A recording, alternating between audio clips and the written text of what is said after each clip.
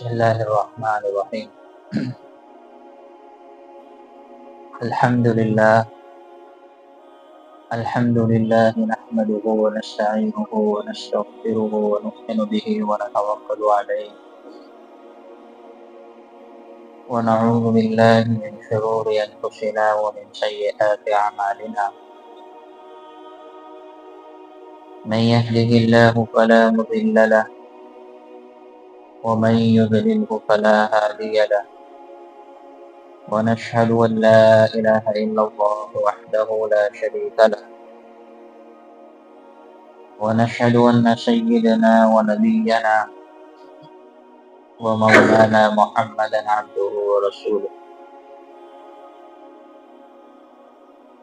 صلى الله تعالى عليه وعلى آله وأصحابه وبارك وسلم تسليما كثيرا كثيرا أما بعد أعوذ بالله من الشيطان الرجيم بسم الله الرحمن الرحيم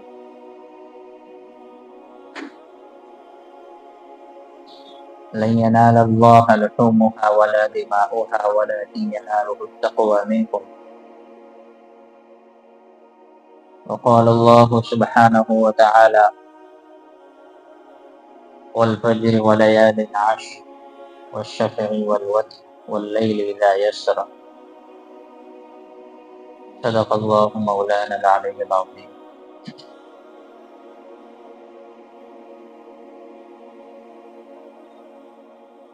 میرے محترم دوستو بزرگو،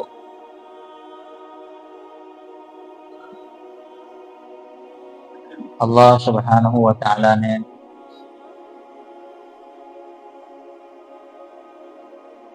ہم سب کے اوپر زندگی کو گزارنے کے اعتبار سے احکام نازل فرمائے اور ان احکام کے اوپر عمل کرنا، بجاوری لانا، یہ ہمارے اوپر فرض ہے۔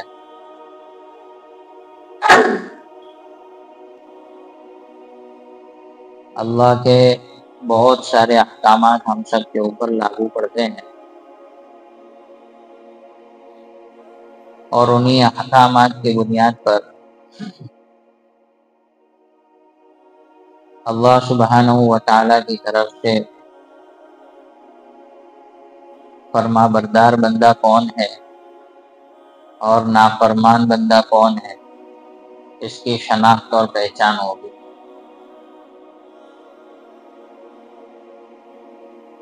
جو بندہ 100% اللہ تبارک و تعالی کے احکام کی بجاوری کرے گا، اللہ کے احکام پر 100% اپنی زندگی کو ڈالنے کی کوشش کرے گا، اللہ تبارک و تعالی اس کی دنیا بھی بنائیں گے، آخرت بھی بنائیں گے۔ دنیا بھی بنانے کا اللہ نے وعدہ فرمایا ہے، اور مرنے کے بعد کی جو ہمیشہ ہمیشہ کی لامحدود زندگی ہے، وہ لامحدود زندگی کو بنانے کا بھی اللہ تبارک و تعالی نے ہم سب کو وعدہ فرمایا۔ اصل زندگی آخرت کی ہے، مرنے کے بعد کی۔ دنیا اصل نہیں ہے، دنیا ایک گزرگاہ ہے، دنیا امتحان کی جگہ ہے، جس میں انسان کے مختلف طریقے سے مختلف قسم کے امتحانات لیے جاتے ہیں، اسے آزمایا جاتا ہے۔ نبیوں کو آزمایا گیا، صحابہ کو آزمایا گیا، بلکہ جو اپنے ایمان میں جتنا زیادہ مضبوط رہا اس کو اس سے زیادہ آزمایا گیا۔ اس کی آزمائش، اس کا امتحان بھی اتنا ہی زیادہ سخت رہا، کیونکہ اللہ سبحانہ و تعالی اپنے بندے کو جو محبوب بناتے ہیں جسے اپنا دوست بناتے ہیں، تو دنیا کا انسان بھی جو ہے اپنی دوستی کو پہچانتا ہے، دوست کو پہچانتا ہے، اس کے ہنر کو پہچانتا ہے، مشکل وقت میں ساتھ دیتا ہے کہ نہیں دیتا، ایسے آدمی کو اپنا دوست بنانا پسند کرتا ہے۔ لیکن اللہ سبحانہ و تعالی نے جسے خلیل کہا کہ میرا دوست ہے، ابراہیم علیہ السلام، کہ ان کی آزمائش ہم سب نے دیکھی ہے اور بارہا اس کو سنا بھی ہے۔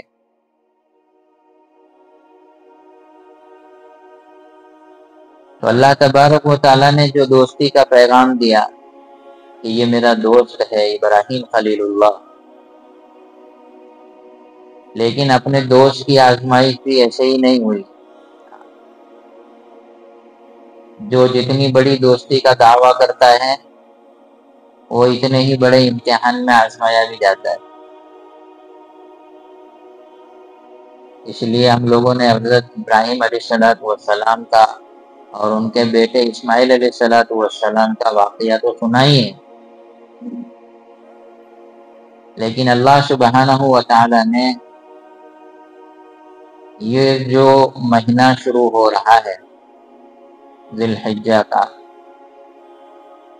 یہ ذی الحجہ کے 10 دن شروع کے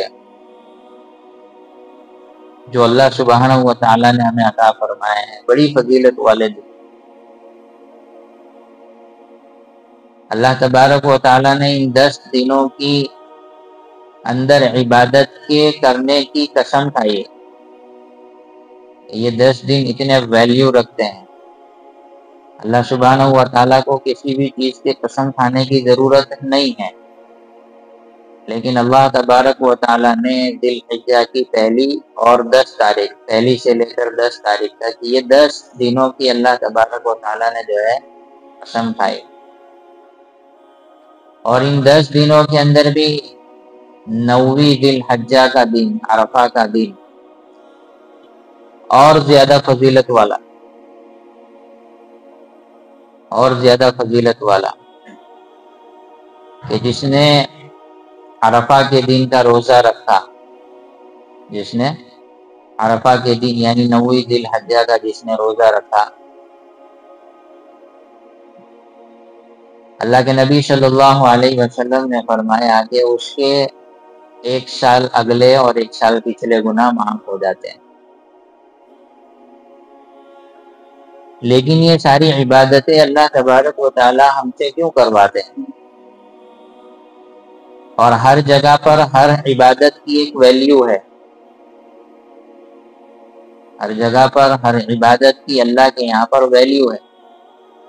قربانی کی اللہ تبارک و تعالیٰ کے نزدیک ویلیو ہے، لیکن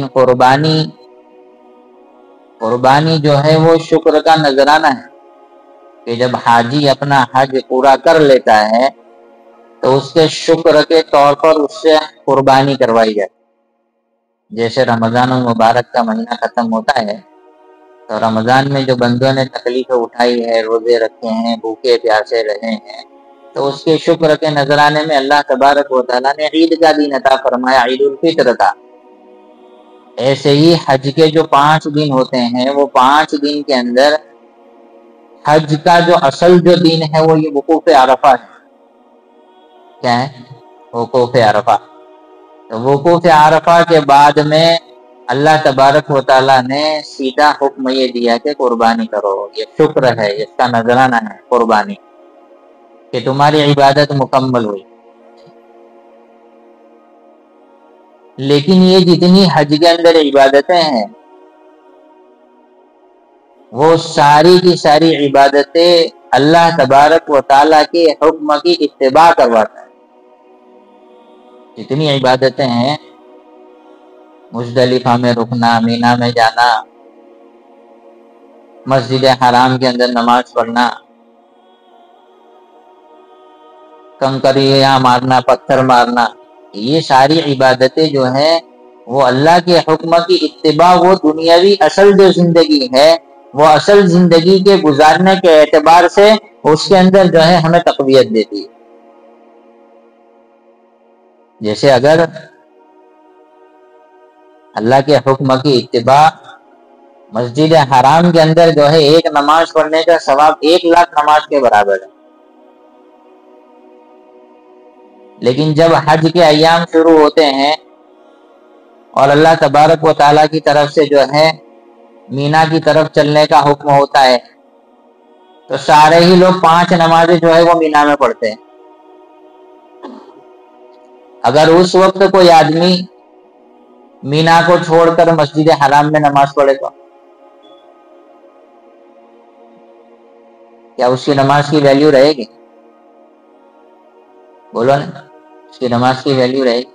مسجد حرام میں ایک نماز کا ثواب 1,00,000 کے برابر ہے، لیکن جب حج کے ایام شروع ہو جاتے ہیں تو تمام حاجیوں کو یہ کہا جاتا ہے کہ مسجد حرام کو چھوڑ کر مینا کی طرف چلو۔ پتہ چلا کہ اللہ سبحانہ و تعالیٰ کی اپنے احکام کے اندر جو مرضی ہے وہ کرتے ہیں، کہ وہاں پر 1,00,000 نماز کو چھڑوا کر مینا کی طرف چلنے کو بولا کہ ہمارا حکم یہاں پورا کرو، ادھر نہیں۔ وقوف عرفہ کے دن جو ہے کوئی آدمی جو ہے مسجد حرام میں آ کر نماز پڑھے تو اچھا، وقوف عرفہ وہ 359 دن کے لیے اوپن رہتا ہے، لیکن حج کے ایام کی جو فضیلت، ایک دن وقوف عرفہ کی جو فضیلت ہے وہ دوسرے دنوں میں حاصل نہیں ہو سکتی، دوسرے دنوں میں وہ حاصل نہیں ہو سکتی۔ کہ وقوف عرفہ کے دن کی عبادت، وقوف عرفہ کے دن کی عبادت 1,000 دنوں کے برابر، اور ایک رات کی عبادت 1,000 نفل عبادت کے برابر، لیلۃ القدر میں کھڑے ہونے کے برابر کی عبادت کا ثواب۔ تو جو وقوف عرفہ میں ٹھہرنا اللہ سبحانہ و تعالیٰ نے حج کے ایام میں رکھتا ہے، وہ 359 دن میں اگر کوئی آدمی جا کر وقوف عرفہ کرے تو اس کو وہ ثواب حاصل نہیں ہوگا۔ کیوں؟ کہ اللہ سبحانہ و تعالیٰ نے حج کے اس ایام کے اندر جہاں پر وقوف عرفہ رکھا ہے، اس میں جو ثواب ہو، اس میں جو فضیلت اللہ سبحانہ و تعالیٰ نے رکھی ہے وہ دوسرے دنوں میں نہیں رکھی ہے۔ اللہ کے اپنے احکام ہیں اور اس کی اپنی مرضی ہے، تو اس کی مرضی کے بغیر کوئی کھیل نہیں ہو سکتا۔ آج انسان جو ہے اپنی زندگی کے اندر اللہ کے حکموں کو چھوڑ کر، اس کی سوچ کو چھوڑ کر، اس کے جو احکام ہے اس کو چھوڑ کر اپنی زندگی کو گزار رہا ہے۔ وہاں حاجی کو بلایا جاتا ہے، 5 دن کا کام ہوتا ہے۔ کتنا؟ 5 دن۔ مینا میں ٹھہرنا، مزدلفہ میں جانا، اور پھر شیطان کو کنکری مارنا، وقوف عرفہ، اور پھر قربانی۔ یہ 5 دن حج کے ہوتے ہیں، لیکن ان 5 دنوں کے اندر جو تھکایا جاتا ہے اور جو اپنی جو ہے خستہ حالی کو اللہ کے سامنے پیش کیا جاتا ہے، اور اللہ تبارک و تعالیٰ نے وقوف عرفہ کا دن بھی جو ہے وہ آخری رکھتا کہ آدمی مینا میں تھکے اور پھر جو ہے مزدلفہ میں جاوے، اور پھر مزدلفہ میں جا کر جو ہے کنکریاں، اور پھر اس کے بعد جو تھکا ہارا، اور پھر عرفات کے دن میں جا کر اللہ سبحانہ و تعالیٰ کے سامنے بکھرے ہوئے بالوں کے ساتھ، میلے کچیلے کپڑوں کے ساتھ، گندگی کے ساتھ میں جو ہے آدمی اللہ کے سامنے سر اپنا ننگا رکھ کے اللہ سبحانہ و تعالیٰ کے سامنے اپنی عاجزی کو، اپنی جو ہے خاکساری کو اللہ کے سامنے کیا ہے بیان کرتا ہے کہ میں تیرا بندہ تیرے سامنے حاضر ہوں۔ وقوف عرفہ کا دن وہ مشابہت اختیار کرائی جاتی ہے، جیسے پہلی ذی الحجہ کا جیسے ہی چاند ہوتا ہے تو جن لوگوں کے اوپر قربانی واجب ہے، اللہ کے نبی صلی اللہ علیہ وسلم نے فرمایا کہ وہ آدمی جس کے اوپر قربانی واجب ہے وہ اپنے بال اور ناخن وغیرہ سے کاٹنے سے احتیاط کرے، پرہیز کرے، اور نہ کاٹنا یہ مستحب ہے، نہ کاٹنا مستحب ہے۔ لیکن اللہ کے نبی صلی اللہ علیہ وسلم نے اس کو کیوں فرمایا؟ کہ وہ حاجی جو اللہ کے سامنے حج کے دن میں اپنے جو ہے نہ عطر لگا رہے ہیں اور نہ کپڑے بدل رہے، نہ خوشبو لگا رہے، نہ ناخن کاٹ رہے، نہ کچھ کر رہے، تو ان لوگوں کی مشابہت جو ہے ہمیں یہاں پر اختیار کروائی جا رہی ہے۔ کیوں کہ حج کے ان ایام کے دنوں کے اندر اللہ سبحانہ و تعالیٰ کی جو خصوصی رحمتیں نازل ہو رہی ہے، وہ خصوصی رحمتیں یہاں پر ہم مشابہت اختیار کرنے والوں پر بھی نازل ہو جاوے تو اللہ کی رحمت تو بندوں کے لیے کیا ہے، بہانہ ڈھونڈتی ہے۔ تو وہ رحمت کا حصہ اگر ہم کو مل گیا تو ہمارا تو کام بن گیا۔ اس لیے اللہ کے نبی صلی اللہ علیہ وسلم نے مشابہت اختیار کروائی۔ اس میں یہ جو ہمارے لیے جو اللہ سبحانہ و تعالیٰ نے یہ جو ایام دیے ہیں، ان ایام کے اندر جو ہے اللہ سبحانہ و تعالیٰ نے ہماری زندگی کو بدلنے کا ایک حصہ عطا فرمائے۔ وقوف عرفہ کے دن جو ہے آدمی روزہ رکھتا ہے، وہاں پر بھی جو ہے آدمی اللہ کے سامنے عبادت میں مشغول ہے، اور یہاں پر رہنے والے جو بندے جن کے اوپر حج فرض نہیں ہوا ہے، اور کچھ لوگ کہ جن کے اوپر حج فرض ہو چکا ہے لیکن کسی مشروعیت کی بنیاد پر وہ لوگ نہیں جا سکے، آئندہ کی کوشش کریں، کیونکہ حج جن لوگوں کے اوپر واجب ہو چکا ہے، حج فرض ہو چکا ہے اور وہ جانے کی استطاعت رکھتا ہے، طاقت رکھتا ہے، اگر وہ اپنے حج کو نہیں کرتا ہے، اگر ایسے ہی حال میں مر گیا تو اس کا کیا حشر ہوگا، چاہے وہ یہودی ہو کر مرے یا نصرانی ہو کر مرے، اس کی کوئی گارنٹی نہیں۔ اس لیے اللہ نے جس کو مال دیا ہے، جس کو اللہ کے گھر پر پہنچنے کی استطاعت ہے، طاقت ہے، وہ اپنے جو ہے حج کے ایام میں نکلنے کی پہلے سے فضا بنا لیں۔ ابھی تو سارے حاجی ماشاءاللہ پہنچ چکے ہیں، لیکن آئندہ سال کے لیے ہمارا ہر مسلمان اس بات کی نیت کرے کہ اللہ مجھے صاحب مال بنا دے تاکہ میں اس کے گھر کی زیارت کر سکوں، اور اس کا ایک جو بڑا فریضہ ہے حج، اللہ کے جو احکام ہے اور اسلام کی جو بنیاد 5 ستونوں پر ہے، وہ 5 ستونوں میں سے ایک ستون میں بھی ہمارا حصہ ادا ہو جاوے تو اللہ سے ہم اس کی دعا کریں کہ اللہ آئندہ سال کے لیے تیرے گھر کی زیارت کے لیے تو مجھے قبول فرما۔ اسی لیے میرے بھائی دوستو بزرگوں، اللہ سبحانہ و تعالیٰ نے یہ جتنی ہمیں عبادتیں عطا فرمائی ہے، یہ حج کی ایام کی عبادتیں، وہ ساری کی ساری عبادتیں اپنے آپ کو عبدیت بندہ بنانے کے لیے، اپنے آپ کو چھوٹا بنا کر زندگی کو چلانے میں، اپنے آپ کو جھکا کر چلانے میں، کہ بندہ واقعیتاً بندہ بن کر زندگی گزارے۔ بندہ جو ہے وہ زندگی کے گزارنے میں اللہ کے حکم کا تابع ہے، وہ اپنی منمانی زندگی نہیں گزار سکتا۔ جو زندگی کے گزارنے کے احکام اللہ سبحانہ و تعالیٰ نے عطا فرمائے ہیں، ہم لوگ بارہا سنتے ہیں لیکن کبھی اس کو ہم دل پر نہیں لیتے۔ موت کا جھٹکا جو ہے کب آئے گا ہمیں پتہ نہیں ہے۔ ابھی 7-8 دن پہلے کا ایک واقعہ، میرا ہی دوست، خاص دوست، عالم ہے، حافظ بھی ہے ماشاءاللہ، کرکٹ کھیلنے کے لیے گیا، بولنگ کرتے کرتے اٹیک آیا اور انتقال ہو گئے۔ موت کا کوئی بھروسہ نہیں۔ صبح میں اپنی بیوی کے ساتھ ہنستے کھیلتے، بچوں کے ساتھ مستی مذاق کرتے ہوئے گیا، اور ناخن میں بھی روگ نہیں، کوئی بیماری نہیں، کچھ نہیں، ماشاءاللہ لہیم کہیں مٹا گٹا ہے۔ لیکن اللہ کے احکام کو دل پر لینا کوئی اسلام جو ہے سنتا ہی نہیں ہے۔ میں بارہا کہتا ہوں ایک بات کہ اللہ کے گھروں کو ویران کر کے اگر اپنے گھروں کو آباد کرنے کے چکر میں رہے، کبھی یہ تمہارے گھر ویران آباد نہیں ہوں گے، کبھی نہیں ہوں گے۔ اللہ کا گھر ہے، اس کو آباد کرو۔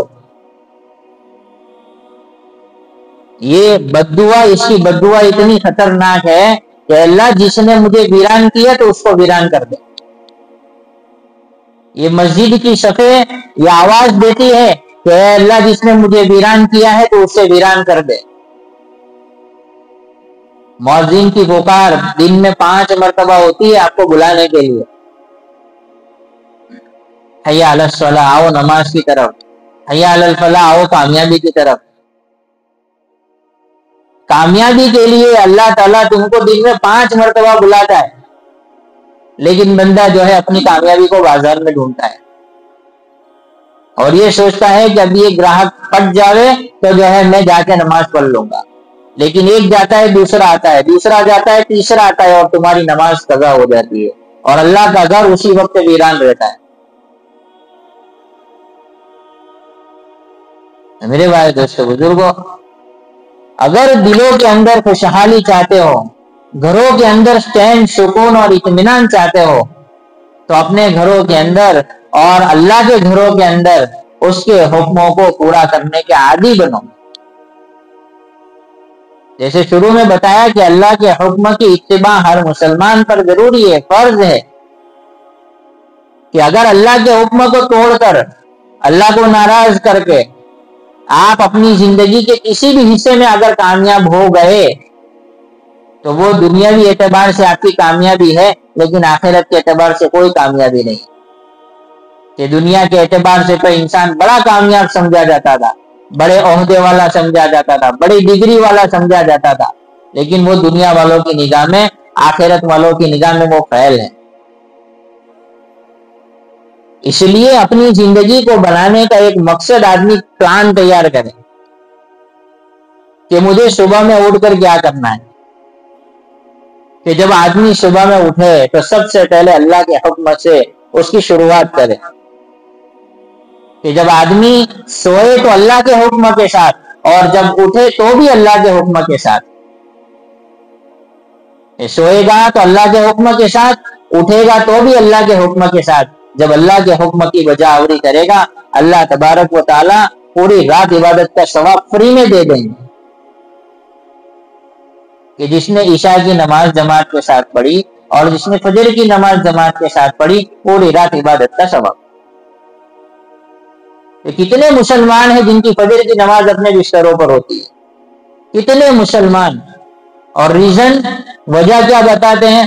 پورے دن کام کا لوڈ اتنا ہوتا ہے کہ جو ہے ہم تھک جاتے ہیں، ہم سے اٹھا نہیں جاتا ہے۔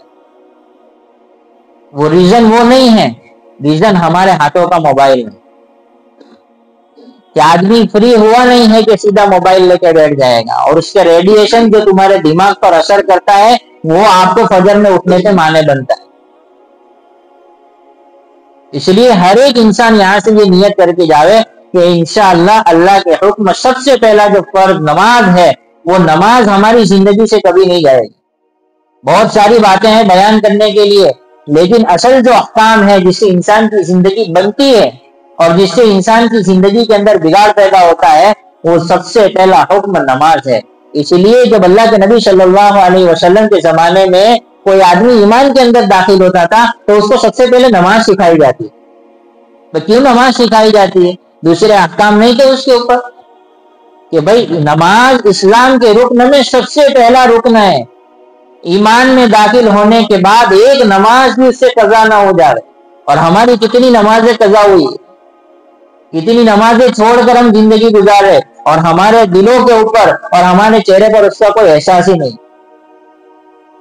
اتنی نمازیں میری چھوٹ گئی، فجر کی نماز چھوٹ گئی، ظہر کی چھوٹ گئی۔ بلکہ ایک اللہ والوں کے بارے میں تو آتا ہے کہ ایک جماعت کی نماز چھوٹ گئی، ایک جماعت کی نماز چھوٹ گئی۔ نماز یعنی جماعت کی جو تکبیر اولیٰ ہوتی ہے نا، وہ چھوٹ گئی۔ اس کے اوپر انہوں نے کتنے دنوں تک جو ہے افسوس اور رنج کیا کہ میری تکبیر اولیٰ چھوٹ گئی۔ ہماری تکبیر اولیٰ تو دور کی بات ہے، فجر کی کیا کوئی نماز ہماری نہیں ہوتی۔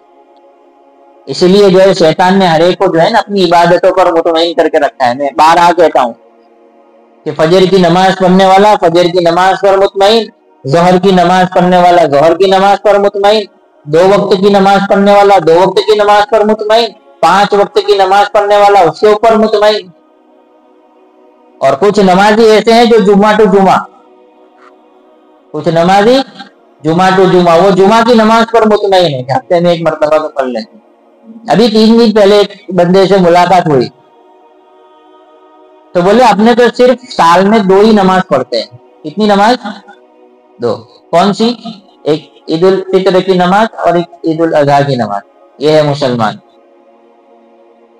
ایک بندے سے ملاقات اپنے صرف جمعہ پڑھتے ہیں، اس کے علاوہ ٹائم ہی نہیں ہے اپنے پاس. تو موت آئے گا اس وقت ٹائم آئے گا تیرے پاس میں.